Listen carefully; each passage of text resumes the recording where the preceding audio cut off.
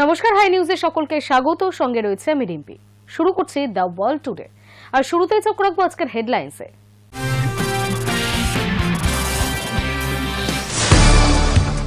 বন্ধু, ভালো প্রতিবেশী, অংশীদার। গালওয়ান অরুণাচলের মতো অতীত সংঘর্ষ বলে ভারতের ৭৭তম সাধারণতন্ত্র দিবসের শুভেচ্ছা জানাল চীন। কানাডার ওপর ১০০% শুল্ক চাপানোর হুঁশিয়ারি দিয়েছেন মার্কিন প্রেসিডেন্ট ডোনাল্ড ট্রাম্প। এই পরিস্থিতিতে ভারতের প্রধানমন্ত্রী নরেন্দ্র মোদী দেখানো আত্মনির্ভর পথেই হাঁটার সিদ্ধান্ত নিলেন কানাডার প্রধানমন্ত্রী মার্ক কার্নি। সোমবার সকালেই মারাত্মক দুর্ঘটনা। ভোরের দিকে ফিলিপিন্সে ফেরি দুর্ঘটনার খবরে ২৫০ জন। বিশ্বজুড়ে জলের সংকট ভয়াবহ রূপ নিচ্ছে, এমন সতর্কবার্তা জাতিসংঘ। ভারতে বিপদের তালিকায় শীর্ষে দিল্লি, কলকাতা। ভুক্তভোগী ৪০০ কোটি মানুষ।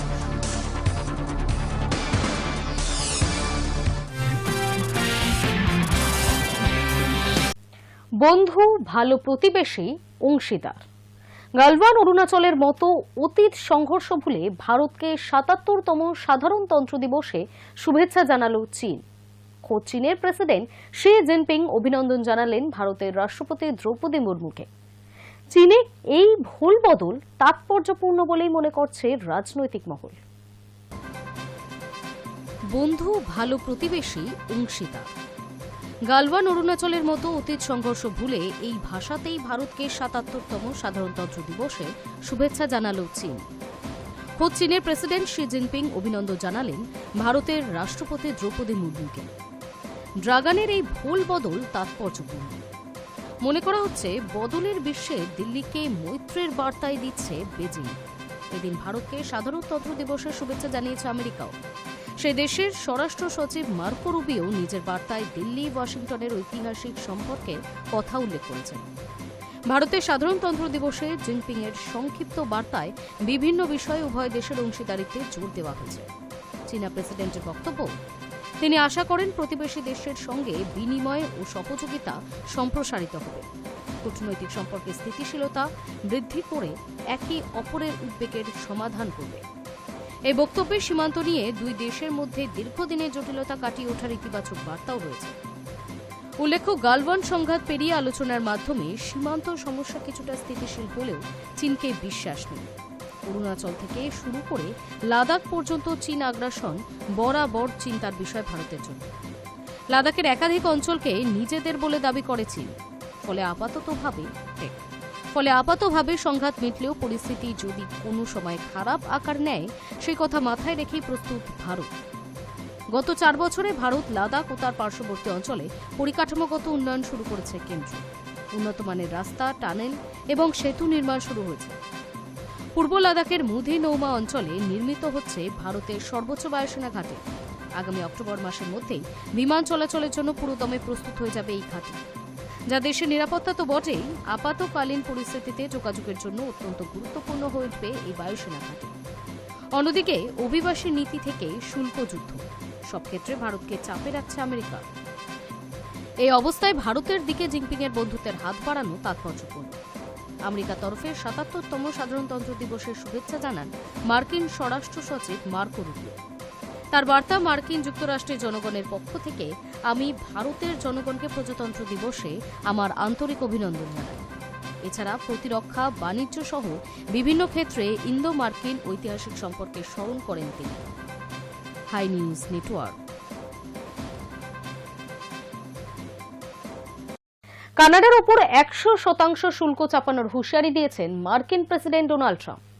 এই পরিস্থিতিতে ভারতের প্রধানমন্ত্রী নরেন্দ্র মোদীর দেখানো আত্মনির্ভর পথেই হাঁটার সিদ্ধান্ত নিলেন কানাডার প্রধানমন্ত্রী মার্ক কার্নি। কানাডার উপরে ১০০% শুল্ক চাপানোর হুঁশিয়ারি দিয়েছে মার্কিন প্রেসিডেন্ট ডোনাল্ড ট্রাম্প। এই পরিস্থিতিতে ভারতের প্রধানমন্ত্রী নরেন্দ্র মোদীর দেখানো আত্মনির্ভরের পথেই হাঁটার সিদ্ধান্ত নিলেন কানাডার প্রধানমন্ত্রী মার্ক কার্নি। মার্কিন প্রেসিডেন্ট ডোনাল্ড ট্রাম্প কানাডাকে হুঁশিয়ারি দিয়ে সাফ জানিয়ে দিয়েছে চীনের সঙ্গে বাণিজ্য চুক্তি করলে কড়া শাস্তির মুখে পড়তে হবে অটোয়াকে। সমাজ মাধ্যমে ট্রাম্প লিখেছেন, কানাডার প্রধানমন্ত্রী মার্ক কার্নি যদি মনে করেন চীনের পণ্য আমেরিকায় পাঠানোর জন্য কানাডাকে একটি ড্রপ অফ পোর্ট বা মধ্যবর্তী কেন্দ্র হিসেবে ব্যবহার করবে, তাহলে তিনি সম্পূর্ণ ভুল করছেন। কানাডা যদি চীনের সঙ্গে বাণিজ্য চুক্তি করে, তাহলে সেই দেশের পণ্যের উপরে আমরা 100% শুল্ক চাপাবো। ট্রাম্পের এই শুল্ক হুমকির পরেই মুখ খুললেন কানাডার প্রধানমন্ত্রী। নিজের এক্স হ্যান্ডেলে ভিডিও বার্তায় তিনি লিখেছেন, সম্মিলিত প্রচেষ্টার মাধ্যমে কানাডার অর্থনীতিকে দেশের জনগণের আরও শক্তিশালী ও স্বনির্ভর করে তুলতে পারে। কানাডার মানুষ নিজের দেশের সবচেয়ে বড় ক্রেতা হতে পারে। এরপরেই বিদেশি পণ্যের উপর নির্ভরতা কমিয়ে কানাডায় উৎপাদিত পণ্য কেনার আহ্বান জানান কার্নি। একই সঙ্গে তিনি দেশের ভেতরেই শিল্প পরিকাঠামো গড়ে তোলার উপরে জোর দেন। বিশ্লেষকদের মতে মার্কিন শুল্কবানকে প্রতিহত করার মূল অস্ত্র যে আত্মনির্ভরতা, সে কথা ভালো করেই বুঝে গিয়েছেন কার্নি। তাই দেশের বাজারকে শক্তিশালী করতে মোদির দেখানো পথেই হাঁটার সিদ্ধান্ত নিয়েছে কানাডার প্রধানমন্ত্রী। কিছুদিন আগেই চীন সফরে গিয়েছিলেন কার্নি। ওয়াশিংটনের ওপরে নির্ভরতা কমাতে চীনের সঙ্গে একটি গুরুত্বপূর্ণ চুক্তি করতে তিনি সম্মত হয়েছেন। চীনের প্রেসিডেন্ট শি জিনপিংয়ের সঙ্গে বৈঠকের পর একটি সাংবাদিক সম্মেলনে তিনি বলেন, কানাডা এবং চীনের বাণিজ্য প্রতিবন্ধকতা দূর করতে এবং শুল্ক হ্রাসের লক্ষ্যে একটি বাণিজ্য চুক্তি প্রয়োজন। সূত্রের খবর, এই চুক্তির আওতায় কানাডা থেকে আমদানিকৃত ক্যানোলা পণ্যের ওপর শুল্ক অনেকটা কমাবে চীন। বর্তমানে এই ক্যানোলা পণ্যের ওপরে চীন 84% শুল্ক ধার্য করে। দুই দেশের চুক্তি হলে সেই শুল্ক কমিয়ে 15% করা হবে বলে জানিয়েছে বেজিং। এছাড়া কানাডার নাগরিকদের জন্য ভিসা ছাড়াই চীনে প্রবেশের অনুমতি দেবে শি জিনপিং সরকার। এর বিনিময়ে 6.1% শুল্ক হারে 49,000 চীনা বৈদ্যুতিক গাড়ি আমদানি করবে কানাডা। কিন্তু চীন কানাডার এই সাক্ষাৎকে মোটেই ভালো চোখে দেখছেন না মার্কিন প্রেসিডেন্ট। তার উপরে সম্প্রতি গ্রিনল্যান্ডকে কেন্দ্র করে আমেরিকার সংঘাতে জড়ায় কানাডা। গ্রিনল্যান্ড দখলে ট্রাম্পের আগ্রাসী মনোভাবের বিরোধিতা করেন কার্নি। এই পরিস্থিতিতে কানাডার উপরে 100% শুল্ক চাপানোর হুঁশিয়ারি দিয়েছে মার্কিন প্রেসিডেন্ট। তারপরেই রক্তচক্ষু ওড়াতে আত্মনির্ভর হওয়ার ডাক দিয়েছেন কানাডার প্রধানমন্ত্রী Mark Carney. Hi news network.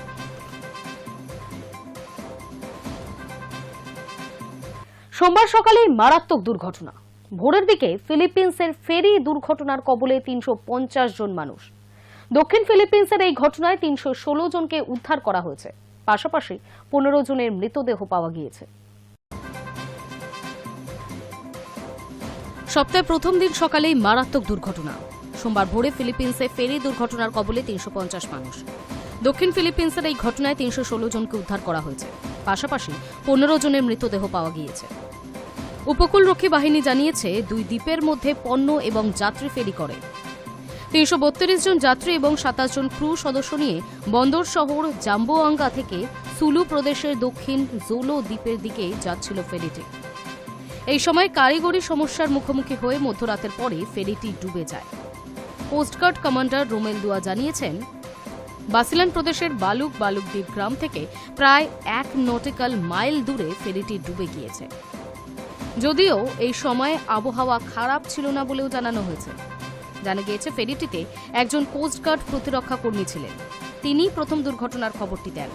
এরপরই কোস্টগার্ড এবং নৌবাহিনী কর্মীরা উদ্ধার কাজ শুরু করেন।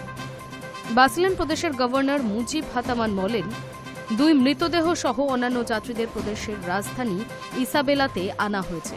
কোস্টগার্ড জানিয়েছে, এই দুর্ঘটনায় 316 জনকে উদ্ধার করা হয়েছে এবং 15 জনের মৃতদেহ উদ্ধার করা হয়েছে। ফেরিটি ডুবে যাওয়ার কারণ এখনও স্পষ্ট নয় এবং তদন্ত করা হবে বলে জানিয়েছেন দুয়া। তিনি আরও বলেন, জাম্বোয়াঙ্গা বন্দর ছেড়ে যাওয়ার আগে উপকূলরক্ষী বাহিনী ফেরিটি পরিষ্কার করে এবং অতিরিক্ত যাত্রী বোঝাই করা হয়নি। ফিলিপিন্সে নৌকাডুবির ঘটনা নতুন নয়। এখানে ঝড়ের প্রাদুর্ভাব দেখা যায়। পাশাপাশি জাহাজগুলির রক্ষণাবেক্ষণের অভাব রয়েছে এবং বিভিন্ন ক্ষেত্রে অতিরিক্ত যাত্রী বোঝাই করার প্রবণতা থেকেই এই অঞ্চলে জাহাজ ডুবির ঘটনা ঘটে। 1987 সালে ডিসেম্বরে মধ্য ফিলিপিন্সের একটি জ্বালানি ট্যাঙ্কারের সঙ্গে সংঘর্ষের পর ডোনা পাস ফেরিটি ডুবে যায়, যার ফলে বিশ্বের সবচেয়ে খারাপ অসামরিক সামুদ্রিক বিপর্যয়ে 4300 জনেরও বেশি মানুষের মৃত্যু ঘটে। Hi news network.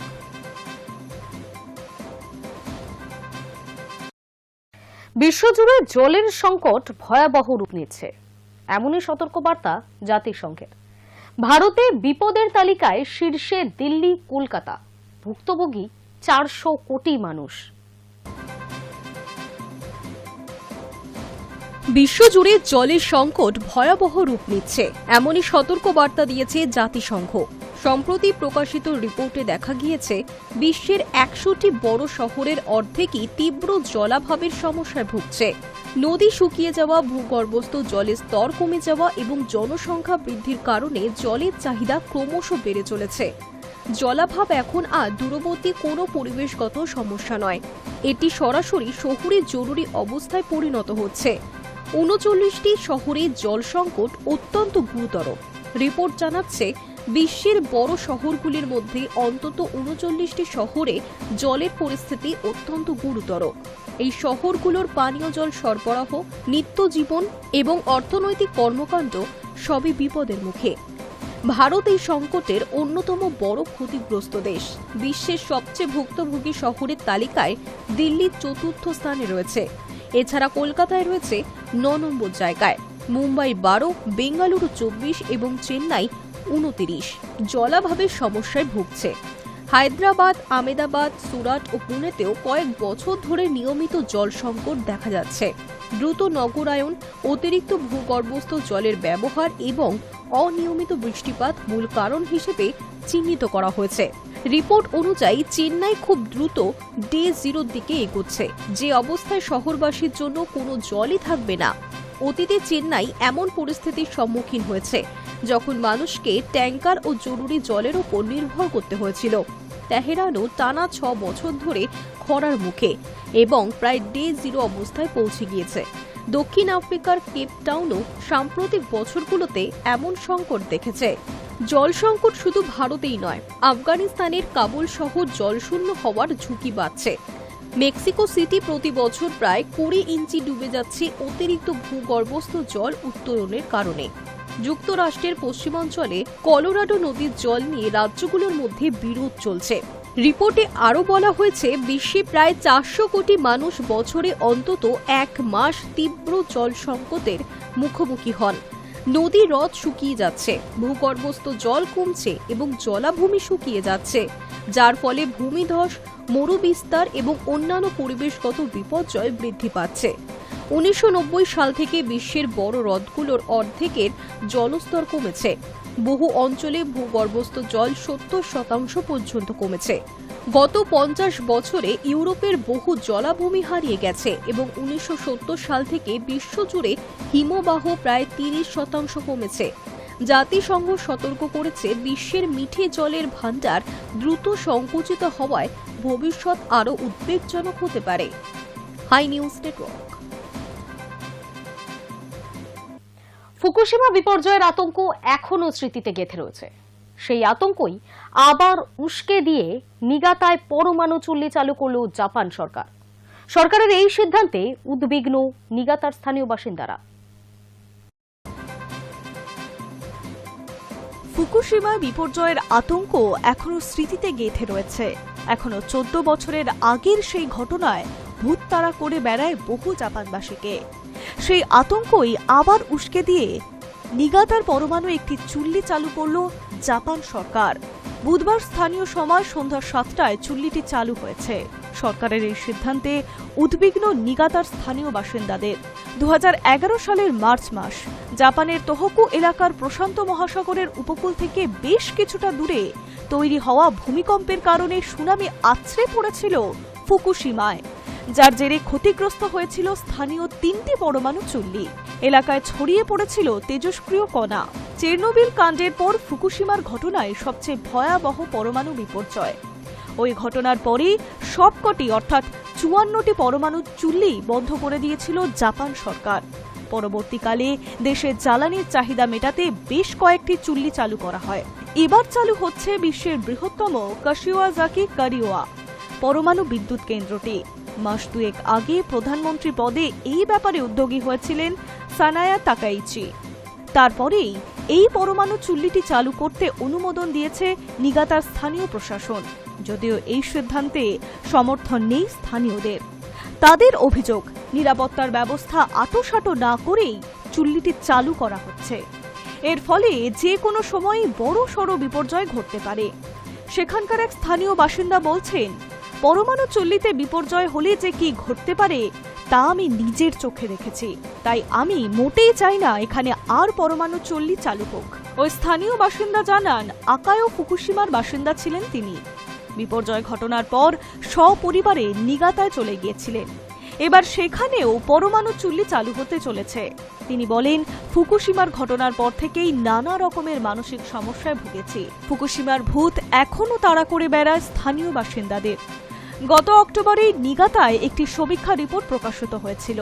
তাতে দেখা গিয়েছে, নিগাতায় অন্তত 60% মানুষ চান না সেখানে পরমাণু চুল্লি চালু হোক। শুধু তাই নয়, প্রায় 70% বাসিন্দা জানিয়েছে পরমাণু চুল্লিটি নতুন করে চালু করার দায়িত্বে যে সংস্থার হাতে পড়েছে, সেই টোকিও ইলেকট্রনিক পাওয়ার কোম্পানি কাজের প্রতি তাদের কোনো আস্থাও নেই। যদিও টেপকোর বক্তব্য, তারা ফুকুশিমার ঘটনা থেকে শিক্ষা নিয়েছে।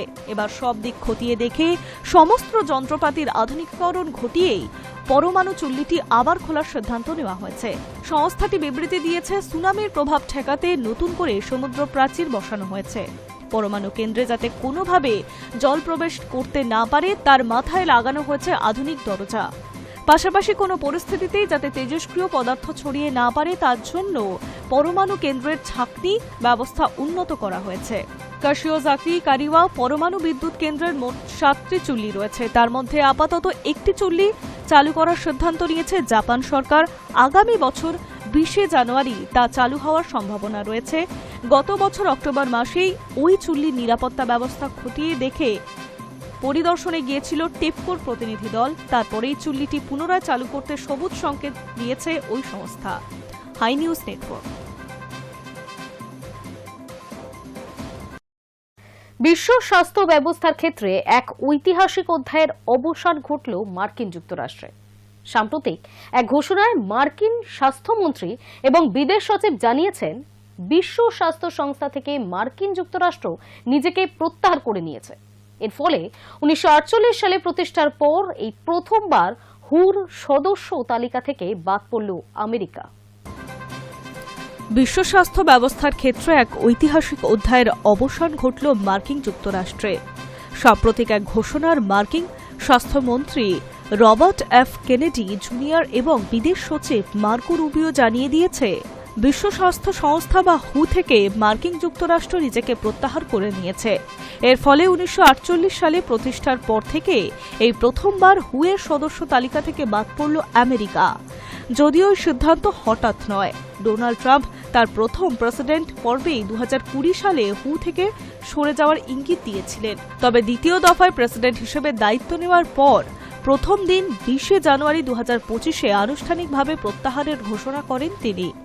মার্কিন আইনের একটি বিশেষ ধারার কারণে সেই সিদ্ধান্ত কার্যকর হতে সময়ও লেগেছে, যা চলতি সপ্তাহে পূর্ণতা পেল। রুবিও ও কেনেডি যৌথ বিবৃতিতে জানিয়েছে, হু এর বিরুদ্ধে মূলত কোভিড-19 অতিমারি মোকাবিলায় ব্যর্থতার অভিযোগ তোলা হয়েছে। তাদের দাবি, অতিমারির সময় সংস্থায় ভূমিকা যুক্তরাষ্ট্রকে হতাশ করেছে। সেই কারণেই ভবিষ্যতে হু এর সঙ্গে আমেরিকার যোগাযোগ সীমিত থাকবে শুধুমাত্র প্রত্যাহার সংক্রান্ত আইন প্রক্রিয়া সম্পন্ন করা এবং দেশের নাগরিকদের স্বাস্থ্য ও নিরাপত্তা নিশ্চিত করার জন্য। একই সঙ্গে জানানো হয়েছে, হুকে দেওয়া সমস্ত মার্কিন আর্থিক অনুদান ইতিমধ্যেই বন্ধ করা হয়েছে। এর জেরে আর্থিক সংকটে পড়েছে বিশ্ব স্বাস্থ্য সংস্থা। সংস্থার প্রধান টেড্রস আধানম গেব্রেয়েসুস চলতি মাসের শুরুতেই জানিয়েছে, মার্কিন অর্থ সাহায্য বন্ধ হয়ে যাওয়ায় হুকে বিভিন্ন ক্ষেত্রে ব্যয় সংকোচনের সিদ্ধান্ত নিতে হয়েছে। রাষ্ট্রসংঘের মুখপাত্র স্টেফান দুজারিক বৃহস্পতিবার সাংবাদিকদের বলেন, কার্যত মার্কিন যুক্তরাষ্ট্র আর হুর কাজে অংশ নিচ্ছে না, যদিও এই আইনি জটিলতা এখনো নিষ্পত্তির অপেক্ষায়। তিনি স্পষ্ট করে বলেন, স্বাস্থ্য এমন একটি বিষয় যা কোনো সীমানা নেই। ভাইরাস হোক বা অসংক্রমণ রোগ, এই সব সমস্যার সমাধান আন্তর্জাতিক সহযোগিতা ছাড়া সম্ভব নয়, আর সেই সহযোগিতার প্রধান মঞ্চই হু। সংস্থার প্রধান আইনি আধিকারিক স্টিভেন সোলেমনের বক্তব্য অনুযায়ী সংস্থার প্রতিষ্ঠাকালীন নথিতে প্রত্যাহারের কোনো ধারা রাখা হয়নি, কারণ হুকে একটি সর্বজনীন সংগঠন হিসেবেই ভাবা হয়। তবে যুক্তরাষ্ট্রের পর একটি বিশেষ শর্ত যোগ করা হবে, যার মাধ্যমে 1 বছরের নোটিশ বা চলতি আর্থিক বছরের সম্পূর্ণ আর্থিক দায় না মেটালে সদস্য পদ ছাড়ার সুযোগ রাখা হয়। যদিও সলোমন জানিয়েছে, যুক্তরাষ্ট্র এখন 2024-25 সালের চাঁদা বকেয়া রেখেছে, যা আনুমানিক $26 কোটি। এই সিদ্ধান্তের তীব্র সমালোচনা করেছে জনবিশ্বাস স্বাস্থ্য বিশেষজ্ঞরা।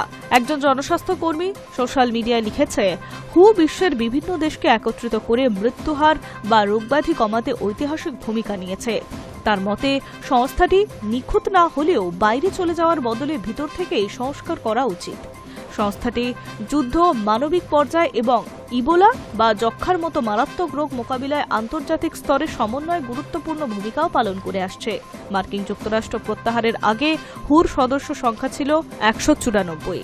বর্তমানে কি পরিস্থিতি হবে তা নির্ভর করছে আর্থিক ব্যবস্থার উপরে। Hi news network. The world today এখনকার মতো এই পর্যন্তই। বিভিন্ন খবরের সাথে আপডেট থাকতে চোখ রাখুন হাই নিউজে। নির্ভীক, নিরপেক্ষ।